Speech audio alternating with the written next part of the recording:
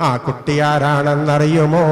അന മദീനത്തുൽ ഇൽമി വഅലിയും ബാബുഹാ ലാ ഫതൻ ഇല്ലാ അലിയുൻ വലാ സൈഫുൻ ഇല്ലാ ദുൽഫുഖാർ.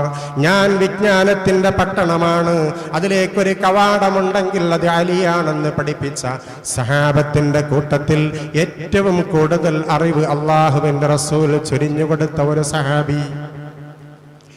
ഒരു കുട്ടിയുടെ കൈ പിടിച്ചുകൊണ്ടാണ് പുതുമാരനായി നടന്നെടുക്കുന്നത്. കയറി ചെല്ലുന്നത് ഖദീജയുടെ കൊട്ടാര സമാനമായ വീട്ടിലേക്കാണ്. ആ വീട്ടിലേക്ക് പുതുമാരൻ കയറി ചെല്ലുമ്പോൾ കയ്യിൽ ഒരു കുട്ടിയുണ്ടായിരുന്നു. അതാണ് അലി ഇബ്നു അബീ ത്വാലിബ് റളിയല്ലാഹു അൻഹു.